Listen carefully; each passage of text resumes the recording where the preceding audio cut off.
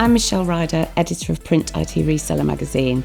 I'm here today with Lee Manning, CEO of FUTERA. Lee, hello, good afternoon. Thank you for joining me today. Yeah, no, excited to be here. So, FUTERA is a new name in the market, but it's absolutely not a new company. I think you've got 4 decades of experience in the market. So let's begin with a short summary of your journey to date. Yeah, absolutely. So, FUTERA was born in February 25, a little bit earlier this year. But as you say, we've operated numerous companies under different brands for nearly 40 years. But we thought the time was right to really launch this company with a new face and all of our businesses and service lines pushed together under the new brand. So all of our companies really worked in silos before, offering out their services. But actually the marketplace now wants more than this. So we had brilliant foundations with the businesses that we had. We had excellent reputations, not only with our customers, but within the marketplace too. So we thought the time is now, let's launch this business. But at the same time, we also became employee-owned. The employee-owned bit is exciting, and it's something that I'm keen to explore further. It is quite unusual, particularly in our industry.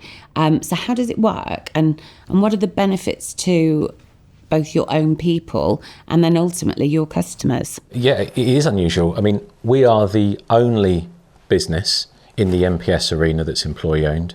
We are one of a couple of IT services businesses in the country that are employee-owned. I mean, there's about 350 businesses in the UK that are employee-owned, like John Lewis being the most famous one, yes, really. Of course. But although the theory behind it is quite well established, actually the uptake has been fairly slow. But for us, we found it a bit of a game changer, if I'm honest. So the reason for doing it in the first place was to facilitate the retirement of our original founder. But we wanted to make sure we had continuity through with service lines and staff. So becoming employee-owned really just helped us harness that. And for us, we've seen like positive, nuanced behavioural changes in our staff. We had a fantastic team already. But from like the CEO's perspective, having a team that is really working and delivering a high performance, but measuring that out with care and attention works really well. And it's built this brilliant positive culture that obviously it helps our business, but from our customers, whenever they work with us, they're engaged with people that really are invested in the outcome for their business as well as our own, and they're happy and they're just part of something that's bigger than them. So I cannot stress enough how much of a game changer it's been in launching this to everybody earlier this year. FUTERA is a channel services business, which again is a little bit more unusual than a traditional reseller. So how do you differentiate in the market? And what innovative approaches are you taking to deliver your services? You have a broad range of services, so how are you being innovative in terms of the delivery? Yes, I mean, look, not to harp on about it too much, the employee-owned bit is a genuine game changer. I see that. But we've now built that business where we think that we have the widest range of tech services in the whole of the country. You know, we offer standard stuff like managed IT services, battery print services, and so on, all the way through to PDI and logistics and circular economy and secure disposal, all under one roof, all with our own team. So we think that is, brilliant on its own. The second thing I would say is that we operate businesses that work directly with customers and also for the channel. So, we're trusted by some of the biggest names in UK tech to provide services on their behalf. And having operated our own direct operation for 30 odd years, we know what these people want. They can trust us because when we turn up to site, we have their same ethos. We know what works. So that being able to operate both businesses in tandem works really well. But the innovation for us has really come from, I guess, a pricing model. So for years, you would have been given the option of a 1, 3 or 5 year service wrap or warranty product, which you had to pay for upfront in full, which means that the cash flow of your deal is impacted significantly. Your service team is in the red from day one and has to claw its way out month by month. So we thought there's got to be, a better way of doing this. So we're really proud to launch our flexible pricing structure. So for us, you can add devices on, take devices off month by month. But the key thing is that we charge you for these things monthly rather than just upfront.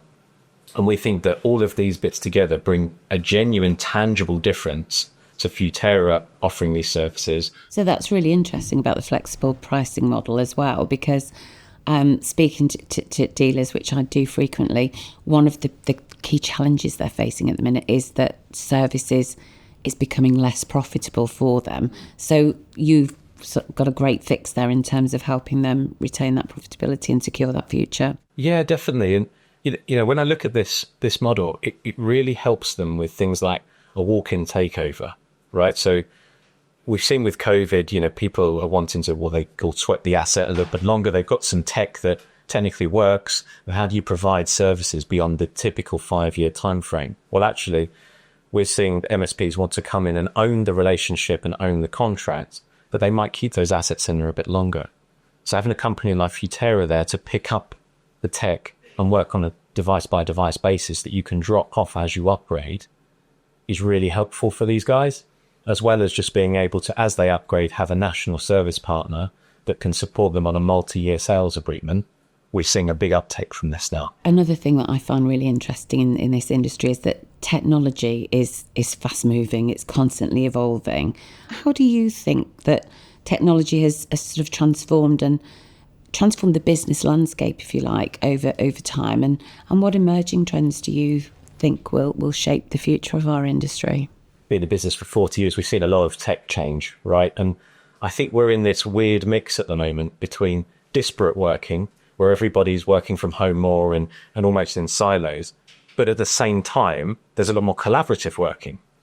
And it's up to companies like us to enable that and put the tools in place for people to do it. And again, COVID was the catalyst for this. We saw so many kind of technophobe customers. We've been beating this drum of digital transformation for years, and they resisted it so much. They said, oh, we couldn't possibly work here. And then they were forced to do it. And they kind of went, oh, well, this is good. Well, we should do more of this. And that's really what we've seen. I mean, I'd say looking forwards, you know, AI is obviously going to be the next big thing, just as, you know, video calls and conferencing has been the thing for probably the last 5 years. In workplace tech, AI is going to dominate in some capacity. But AI aside, I would say it's more evolution than revolution. You know, I don't think there's anything on the roadmap for the next 5 years or so outside of AI that's really going to come and change the way that people work. But actually, can they optimize systems better? Can they be more efficient? Can they enhance usability? I mean, even if you look at things like how people work now compared to how they worked in 2021, there's software vendors out there that have developed their products for the modern way of working. And it's great for us to be able to help our customers on that journey as they transform their businesses, but we can help support them with the tech. Interesting you've mentioned AI. It's been a common theme across the past few days, weeks, months. Yeah. What are your thoughts on its potential, its future potential, especially around automation, and indeed the challenges around deploying AI, using AI within a business? Yeah, it's an interesting one, I would say. I mean, I think we all understand the scope of what's possible with AI. There's so much that could be done with it, and there's so much that's starting to be done with it. I take a fairly considered approach to AI. So, for instance, I was at a conference recently, and they asked for a show of hands who's using AI in their business today. And I think that 2/3 of the room put their hand up. And then they asked those people, what are you using AI for? And a lot of the people used it as almost a shortcut for data analysis.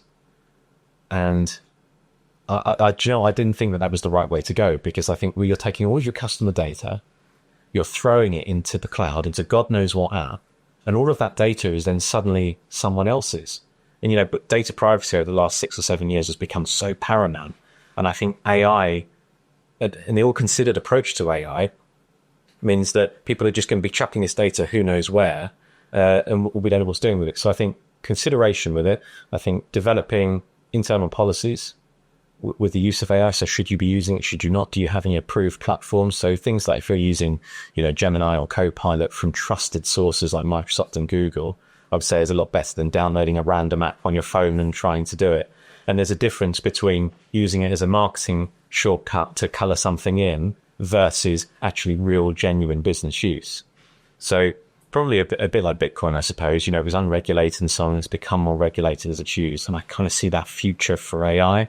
So yeah, I'm an advocate for it and I think it's great, but I think a considered use of AI is where we have to go as an industry, rather than just letting everyone just go for it. No, I actually think that's a really valid point. I hadn't considered the data privacy issue in terms of, as you say, throwing all this data up into the cloud and it's up there somewhere floating around. So that's interesting.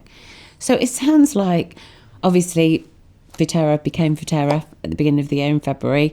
It's been a busy start to the year with the restructure, the rebrand, etc., etc. Hopefully now the dust has settled. And what's next? What's next for FUTERA? Yeah, I mean, yeah, it's been busy. You know, we've been down in the midnight oil a lot to get everything ready. And, you know, 2025, I suppose, is our transformative year. So it's getting all those little projects that we've wanted to do for a long time done. So everything just works perfectly. So we've resisted onboarding new customers during this period so that we can get everything sorted in-house. But now we're starting to build that pipeline. Now we want to start working with customers that think the same way we do, that really value the customer experience and so on. So we're starting to build that pipeline again. But, you know, for us as well, it's about acquisitive growth.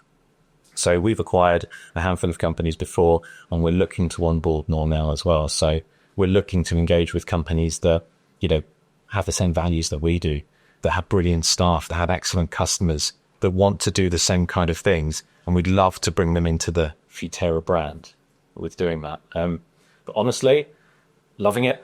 It's really hard work, but genuinely loving it. We love what we do. Like, we're all nerds at the office anyway. We love all the tech stuff. But it feels like, you know, it feels to me like something's building and that there's momentum behind us and we're doing some really great things. And to work with a fantastic team, honestly, loving it. Do you know, that's really lovely and refreshing. You know, your passion and your excitement for the company in the future is really evident. And I look forward to covering more of your news in Print IT Reseller magazine over the coming months. So thanks so much for joining me. I've really enjoyed the conversation. I've learnt more about FUTERA and hopefully the exciting future that you've got ahead. So thanks, Lee. Absolutely. No, thanks for having me.